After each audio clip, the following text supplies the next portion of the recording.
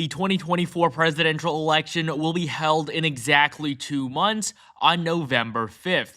And today, I'll be updating my electoral map prediction between Kamala Harris and Donald Trump. But we're going to do it a little bit differently. I'm going to fill in the states based on when polls close. So we're going to start off on the East Coast and slowly move our way west to mimic how the states will actually fill in on election night. And so in case you didn't know, voting doesn't end in each state at the same time. They end at various different hours. And so we're going to begin with the states whose polls will close first at 7 p.m. Eastern time. So we have these 6 states, and I'm going to start off with Vermont, which is going to be safe for Kamala Harris, while Donald Trump is easily going to win Indiana, Kentucky, and South Carolina. But we do have 2 slightly more competitive races. The first one in Virginia. Now, this is a state that Joe Biden won by a 10-point margin in the 2020 election. But today, Virginia is significantly more competitive than it was before. From 2010 until 2021,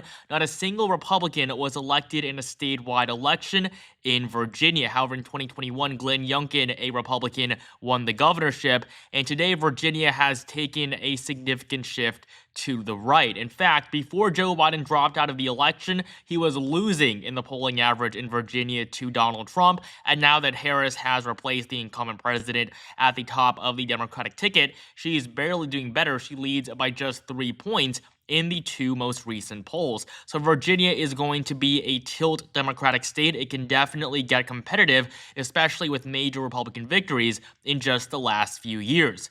Moving down to Georgia, the Peach State actually went to Biden in the last election. This was the first time a Democrat won Georgia since 1992. It was a pretty big deal, but considering just how small Biden's margin of victory was, it won't take too much for Trump to win the state back. Georgia is still fundamentally a conservative state. Trump carried it by 5 points in 2016, and Brian Kemp won his re-election in the Peach State by a likely margin in 2022. So Georgia, on the presidential level, it's going to be slightly more competitive. It will be a lean GOP state for right now. Next up at 7:30, voting will end in Ohio, West Virginia, and North Carolina. To get West Virginia out of the way, it's one of the reddest states in the country. Trump won it by 40 points in the last 2 elections. He's going to carry it for a 3rd time. While in Ohio, this state used to be very competitive. It was a bellwether state, which means that it voted with the eventual presidential election winner, and that was the case for nearly 60 years until its streak was broken in 2020 when Joe Biden won the election but lost the Buckeye State by an 8-point margin. Today, Ohio is among the most conservative in the country. It re-elected its Republican governor by a 20-point margin just 2 years ago. On the presidential level, it's going to be slightly more competitive. Trump can win by a double-digit margin, but crossing 15 points is going to be difficult, so Ohio is going to be likely Republican for now. While down in North Carolina, it's going to be competitive just like Georgia, but this time, Trump actually won the state in 2020. In fact, only one Democrat has won the Tar Heel state since 1976, and that was Barack Obama in 2008 by the smallest margin possible. Kamala Harris is not going to be the second Democrat to win this state in 50 years. Biden couldn't do it 4 years ago, and honestly, the incumbent president was a much better candidate than the vice president is right now. So North Carolina is also going to be leaned red. Yes, it's going to be competitive, but Donald Trump has a clear edge. Before we continue, only 16% of you guys are actually subscribed, so please take the time to subscribe right now for more content like this leading up to the election in November. And follow me on Twitter for daily political updates, link in the description below. We're now going to move on to the 8 p.m. poll closing. This is the largest poll closing of the night. The states where voting ends here are worth 211 electoral votes, nearly half of the Electoral College itself. We have big states like Texas, Florida, and Pennsylvania, which is arguably the most important state on the map. And so we're going to begin by filling in the solid states that we find here. Of course, Kamala Harris is going to win in the 1st District of Maine. She'll also come out on top in Massachusetts, Connecticut, Rhode Island, the District of Columbia, and Maryland, while Trump is going to easily clinch Oklahoma, Missouri, Tennessee, Mississippi, and Alabama. Many of the remaining states here, though, are going to be likely for either one candidate. And just to clarify, solid is 15 plus. Anything between 7 to 15 is likely, 2 to 7 is lean, and less than 2 is going to be categorized as tilt.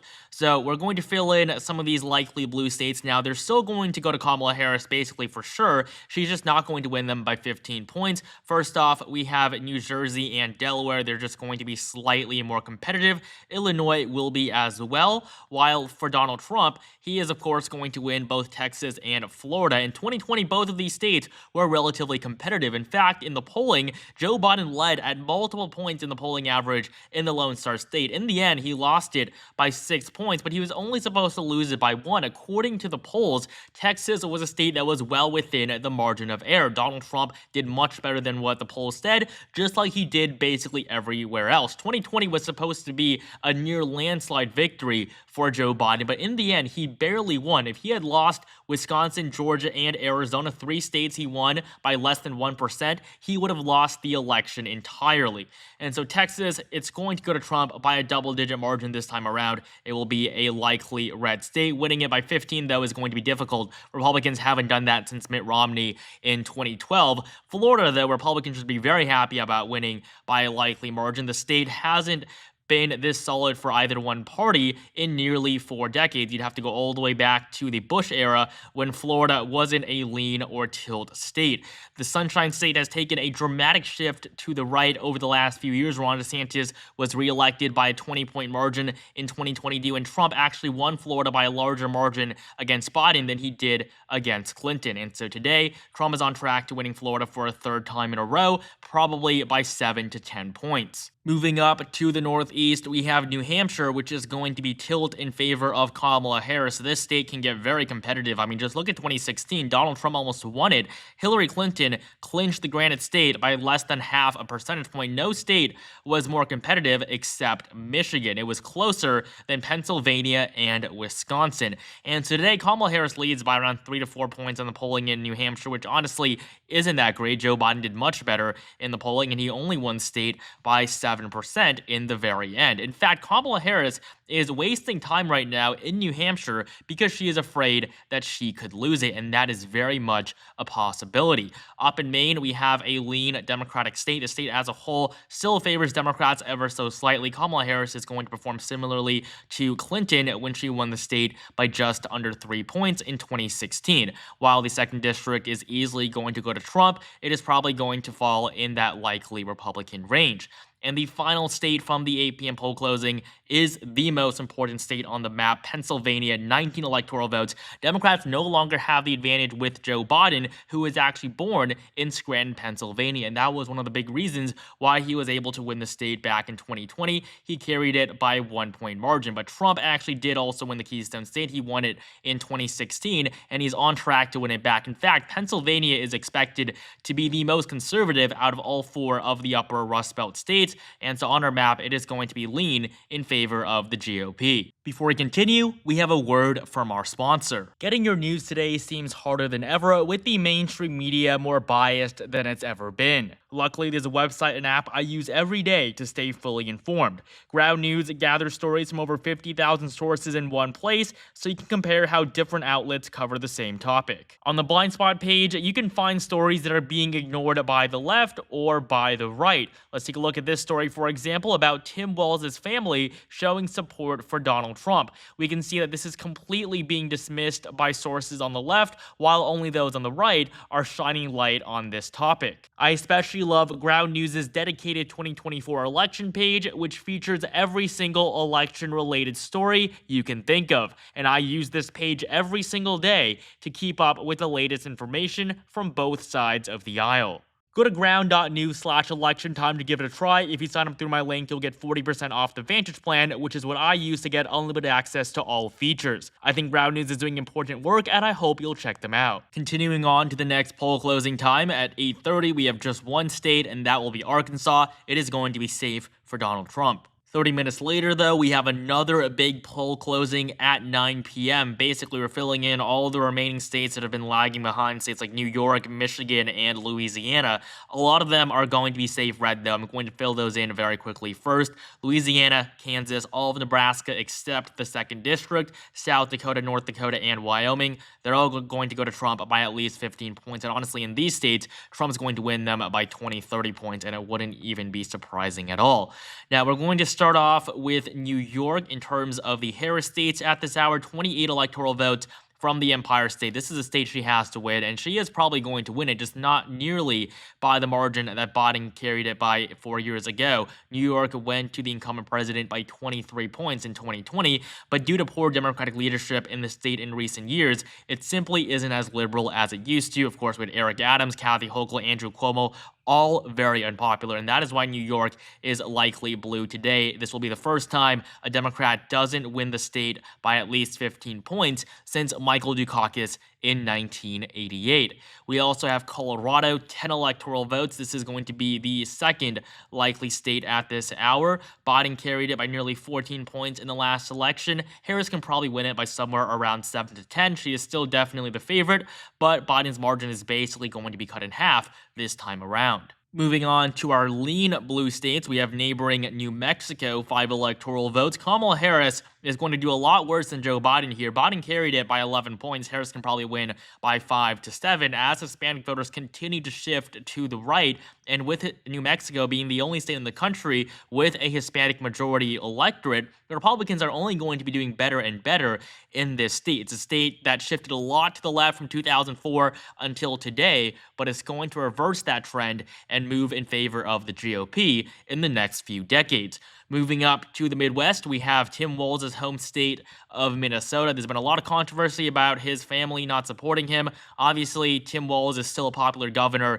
in his home state, and Kamala Harris did avoid disaster by choosing him because if Joe Biden had stayed on the ticket, Trump probably would have carried this state, a state that no Republican has won since 1972. Symbolically, it would have been a huge loss for the Democratic Party. And even if Harris didn't choose Walz and stayed in the race and replaced Joe Biden, it is still much more likely that Trump could have actually won Minnesota because looking at the polling average, Harris is barely ahead right now. She leads by 3 to 5 points when the literal governor of the state is on the ticket. When Joe Biden was still running, he was losing in the final polls released between him and the former president. And so right now, Harris does have a slight lead in Minnesota, but honestly, it's a state that shouldn't even be this competitive. She has to win it. If Minnesota is close, you can basically tell at that point that this election is going to go in favor of Donald Trump. The 2nd district of Nebraska is also going to be lean blue. Joe Biden won it by a 7-point margin in 2020. Harris is going to win it by a lesser margin, but as of right now, Democrats are favored in the district. We're left with 3 states, all of them very important. All of them are among the 7 most competitive states on the country, which include Wisconsin, Michigan, and Arizona, but also Pennsylvania, North Carolina, Georgia, and Nevada. It's really those 7 states that are going to matter the most. Arizona is going to go red, just like Georgia. Joe Biden barely won it in 2020. It was the first time a Democrat won it in over 20 years. Same thing in Georgia, except Arizona last went blue in 1996, not 1992. Now, again, Trump doesn't need to do that much to win this state back. Kamala Harris is not very popular in Arizona, and she is simply not going to win it. As of right now, Donald Trump is the clear favorite. He's doing very well in the polls. In fact, Trump is doing better in the polling in Arizona than in states like Pennsylvania, North Carolina, and even Georgia. Moving up to the Midwest, though, Wisconsin and Michigan, these are both going to be very, very close. I would say at this point, these are the 2 closest states on the map. And so Kamala Harris is going to benefit in Wisconsin with Tim Walz being the governor of Minnesota and Wisconsin being its neighboring state. And so that is why it's probably going to vote to the left of Pennsylvania, even though typically Wisconsin is the most conservative out of the 3 blue wall states. And so Wisconsin is going to be tilt red, and so will Michigan. Michigan will get that same rating. Both of these states can go to Donald Trump. He won them in 2016 by narrow margins. He's probably going to do it again in 2024. Joe Biden, when he ran under very good circumstances for Democrats, the economy wasn't doing great. We were in lockdown due to COVID. Biden barely won Wisconsin. In fact, Biden did worse in Wisconsin than Trump did 4 years prior. And in Michigan, yes, Biden did well, but as of right now, it doesn't seem like Harris is going to do better in Michigan than she is in Wisconsin. And so both of these states are going to very narrowly go to the former president. At 10 p.m., we have polls closing in 4 states. 2 of them are going to be safe red. Obviously, they're Montana and Utah, while Iowa is going to be likely in favor of the former president. It's voted very similarly to Ohio in the last few elections. I mean, 2012, it goes to Obama by a close margin. 2016, Trump flips it, wins it by nearly double digits, shift the state over 10 points to the right. And then in 2020, Iowa votes for Trump again by a very similar margin.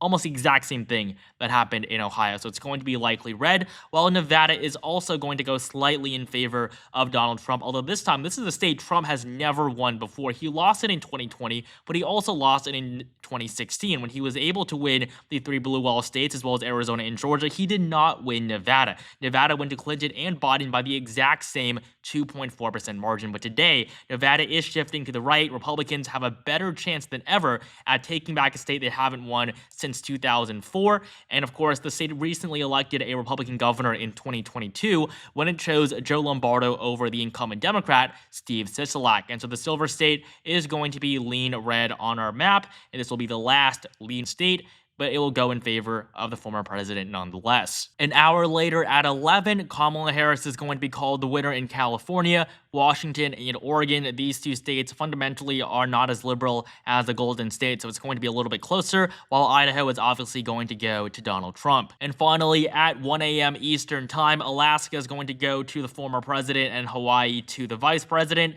and so this will give Donald Trump 312 electoral votes to Kamala Harris's 226. 2 months to go until the election in November, and right now, I have the former president winning by a larger margin than he won by 8 years ago. Trump is the favorite, but we'll see what happens in the coming months. Thank you guys so much for watching. Make sure you like, comment, and subscribe right now for more content like this leading up to the election in November, and join my Discord server, link in the description below.